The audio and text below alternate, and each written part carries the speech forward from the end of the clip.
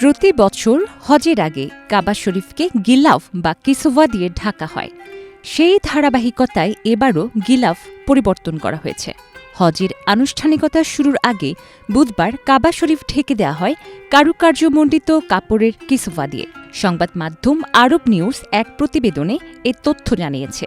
Saudi press agency জানিয়েছে 10টি crane ও 36 জন বিশেষ কর্মীর সহায়তায় সম্পন্ন করা হয়েছে 2.5 মিটার চওড়া ও চারদিকে 54 মিটার দৈর্ঘ্যের কিসওয়া দিয়ে পবিত্র কাবা শরীফ ঢাকার কাজ। বেশ কয়েকটি ধাপে কিসওয়াটি উত্তোলন করা হয়। কিসওয়া মূলত হজযাত্রীদের কাবা প্রদক্ষিণকালীন কাবাকে ক্ষতিগ্রস্ত ও ময়লা হওয়ার হাত থেকে রক্ষা করে। এজন্য প্রতি বছর হজের আগে কাবা শরীফকে গিলাফ বা কিসওয়া দিয়ে ঢাকা হয়। গিলাফ পরিবর্তন একটি ঐতিহাসিক পরম্পরা।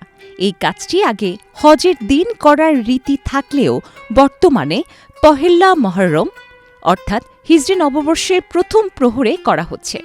বিশেষভাবে তৈরি এই গিলাফে প্রতি মিটারে 10 ধাপে লাগানো হয় 9,900 সুতা। সৌদি আরবের উম্মুল কুরা বিশ্ববিদ্যালয়ের গবেষক ড নাসির বিন আলী আল হারিসের তথ্য থেকে জানা যায়, হজরত মুহাম্মদ সাল্লাল্লাহু আলাইহি ওয়াসাল্লামের সময়ে পবিত্র কাবা শরীফে গিলাফ ব্যবহৃত হতো না। কাবা শরীফের গিলাফের বাইরের কালো কাপড়ে স্বর্ণমণ্ডিত রেশম সুতা দিয়ে দক্ষ কারিগর দ্বারা ক্যালিগ্রাফি করা হয়। এরপর ঝার্নিক কালি দিয়ে প্রথমে কাপড়ে ক্যালিগ্রাফির আউটলাইন দেওয়া হয়।